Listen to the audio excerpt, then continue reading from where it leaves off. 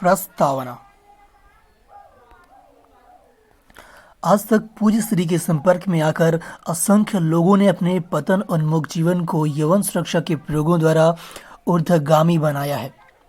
वीरनाश और स्वप्नदोष जैसी बीमारियों की चपेट में आकर हतबल हुए कई युवक युवतियों के लिए अपने निराशापूर्ण जीवन में पूज्य श्री की सतेज अनुभव युक्त वाणी एवं उनका पवित्र मार्गदर्शन डूबते को तिनके का ही नहीं बल्कि नाव का सहारा बन जाता है।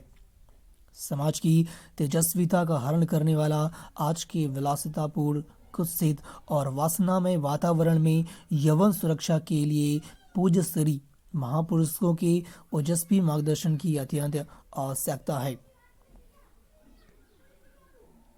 उस आवश्यकता की पूर्ति हेतु ही पूज्य श्री ने जहां अपने प्रवचनों में अमूल्य यौवन धन की सुरक्षा विषय को छुआ है, उसे संकलित करके पाठकों के सन्मुख रखने का यह अल्प प्रयास है।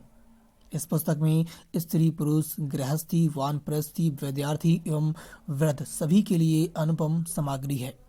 सामान्य दैनिक जीवन को किस प्रकार जीने से यौवन का ओज बना रहता है और जीवन दिव्य बनता है, उसकी भी रूपरेखा इसमें सन्निहित है। और सबसे प्रमुख बात की योग की गूढ़ प्रक्रियाओं से स्वयं परिचित होने के कारण पूज्य श्री की वाणी में तेज अनुभव एवं प्रमाण का सामंजस्य है, जो अधिक प्रभाव उत्पादक सिद्ध होता है। यौवन सुरक्षा का मार्ग आलोकित करने वाली यह छोटी सी पुस्तक दिव्य जीवन की चाबी है। इससे स्वयं लाभ उठाएं एवं औरों तक पहुंचाकर उन्हें भी लाभान्वित करने का पुण्यमय कार्य करें। वीर्यवान बनो, पालो ब्रह्मचर्य, विषय वासनाएं त्याग, ईश्वर के भक्त बनो, जीवन जो प्यारा है। उठिए प्रभात काल, रहिए प्रसन्नचित, तजो शोक चिंताएं जो दुख का पिटारा है। कीजिए व्यायाम नित्य व्रत शक्ति अनुसार, नहीं इन नियमों पे किसी का इजारा है। देखिए 100 शरद और कीजिए सुकर्म प्रिय, सदा स्वस्थ रहना ही कर्तव्य तुम्हारा है। लांग गया पवन सुत, ब्रह्मचर्य से ही सिंधु, मेघनाथ मार कीर्ति लखन कमाई है। लंका बीज अंगद ने जांग जब रोप दई, हटा नहीं सका जिसे कोई बलदाई है। पालाव्रत ब्रह्मचर्य राम मूर्ति गामा ने भी देश और विदेशों में नामवारी पाई है। भारत की वीरों, तुम ऐसे वीरवान बनो, ब्रह्मचर्य महिमा तो वेदन में गाई है। नंबर 1 एकाधिकार, नंबर 2 प्रसिद्धि। ब्रह्मचर्य रक्षा हेतु मंत्र। एक कटोरी दूध में निहारते हुए इस मंत्र का 21 बार जप करें। तत्पश्चात उस दूध को पी ले। ब्रह्मचर्य रक्षा में सहायता मिलती है। यह मंत्र सदैव मन में धारण करने योग्य है। ओम नमो भगवते महाबले पराक्रमाय, मनोभिलासितं मनः स्तंभ कुरु कुरु स्वाहा।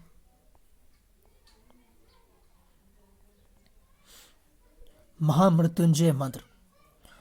ओम हौ जूम सः, ओम भूर्भुवः स्वः, ओम त्र्यंबकं यजामहे सुगंधिं पुष्टिवर्धनम्, उर्वारुकमिव बन्धनान् मृत्योर्मुक्षीयमामृतात्। स्वः भुवः भुः, ओम सः जूम हौ ओम। भगवान शिव का यह महामृत्युंजय मंत्र जपने से अकाल मृत्यु तो टलती ही है, आरोग्यता की भी प्राप्ति होती है। स्नान करते समय शरीर पर लोटे से पानी डालते वक्त इस मंत्र का जप करने से स्वास्थ्य लाभ होता है। दूध में निहारते हुए इस मंत्र का जप करके दूध पी लिया जाए तो यौवन की सुरक्षा में भी सहायता मिलती है। आजकल की तेज रफ्तार वाली जिंदगी के कहाँ उपद्रव दुर्घटना हो जाए कहना मुश्किल है। घर से निकलते समय एक बार ये मंत्र जपने वाला उपद्रवियों से सुरक्षित रहता है और सुरक्षित लौटता है। इस मंत्र के अनुष्ठान की पूरी जानकारी के लिए आश्रम की आरोग्य निधि पुस्तक पढ़ें। श्रीमद् भागवत के 8वें स्कंद में 3रे अध्याय के श्लोक 1 से 33 तक में वर्णित गजेंद्र मोक्ष स्तोत्र का पाठ करने से तमाम विघ्न दूर होते हैं। मंगली बाधा निवारक मंत्र। अम राम अम। इस मंत्र को 108 बार जपने से क्रोध दूर होता है। जन्म कुंडली में मंगली दोष होने से जिनके विवाह न हो रहे हों वे 27 मंगलवार इसका 108 बार जप करते हुए व्रत रख के हनुमान जी पर सिंदूर का चोला चढ़ाए तो मंगल बाधा का क्षय होता है। नंबर 1, विद्यार्थियों, माता पिता, अभिभावकों व राष्ट्र के कर्णधारों के नाम इस दिव्य प्रेरणा प्रकाश पुस्तक का संदेश। हमारे देश का भविष्य हमारी युवा पीढ़ी पर निर्भर है, किंतु उचित मार्गदर्शन के अभाव में वे आज गुमराह हो रही है। पाश्चात्य भोगवादी सभ्यता के दुष्प्रभाव से उसके यौवन का ह्रास होता जा रहा है। विदेशी चैनल, चलचित्र, अश्लील साहित्य आदि प्रचार माध्यमों के द्वारा युवक युवतियों को गुमराह किया जा रहा है। विभिन्न सामयिकों और समाचार पत्रों में भी तथाकथित पाश्चात्य मनोविज्ञान से प्रभावित मनोचिकित्सक और सेक्सोलॉजिस्ट युवा छात्र छात्राओं को चरित्र संयम और नैतिकता से भ्रष्ट करने पर तुले हुए हैं। ब्रितानी औपनिवेशिक संस्कृति की देन इस वर्तमान शिक्षा प्रणाली में जीवन के नैतिक मूल्यों के प्रति उदासीनता बरती गई है। फलतः आज के विद्यार्थी का जीवन कौमार्य अवस्था से ही विलासी और असंयमी हो जाता है।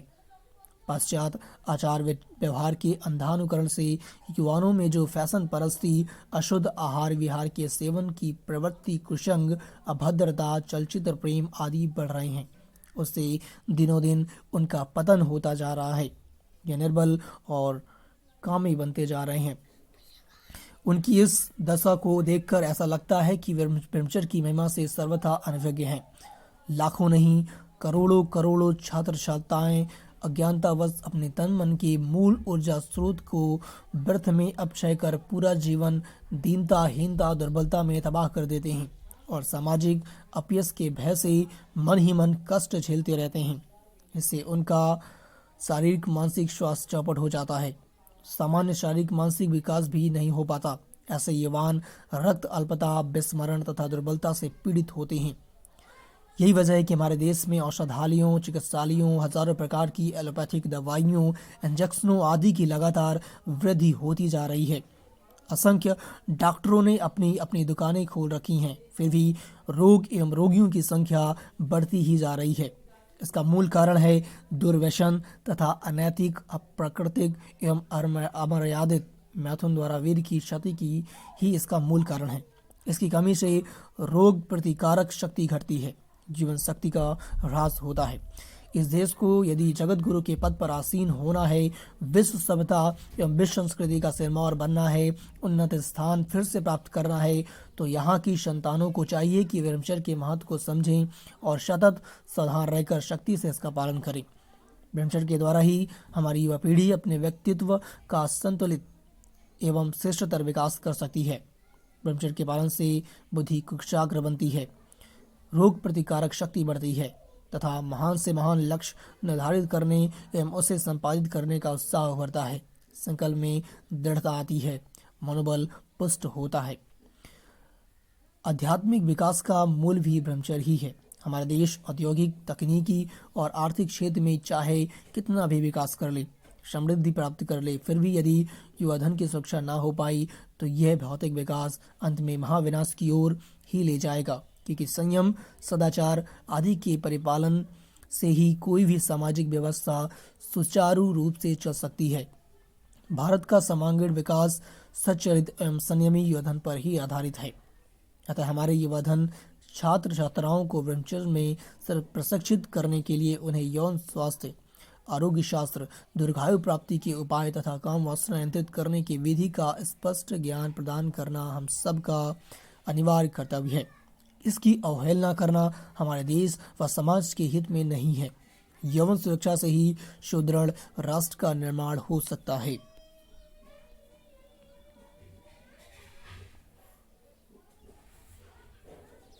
यौवन सुरक्षा। शरीरम आद्यम खलु धर्म साधनम। धर्म का साधन शरीर है। शरीर से ही सारी साधनाएं संपन्न होती हैं।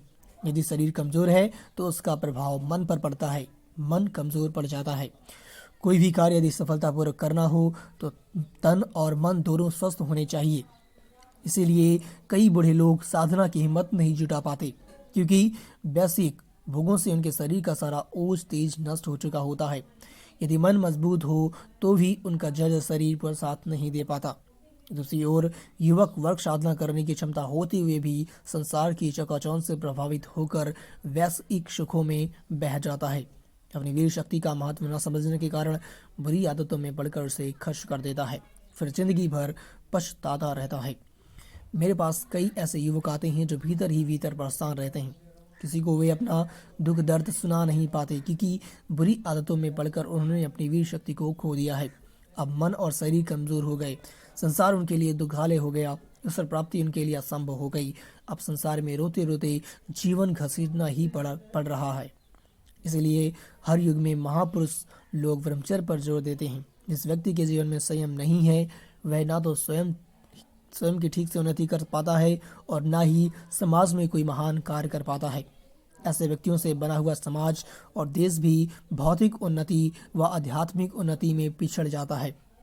उस देश का शीघ्र पतन हो जाता है। ब्रह्मचर्य क्या है? पहले ब्रह्मचर्य क्या है यह समझना चाहिए। यह गवालक संहिता में आया है। कर्मणा मनसा वाचा सर्वस्थासु सर्वदा सर्वत्र मैथुन तुआगो ब्रह्मचर्य प्रचक्षते। सर्व अवस्थाओं में मन, वचन और कर्म तीनों से मैथुन का सदैव त्याग हो उसे ब्रह्मचर्य कहते हैं।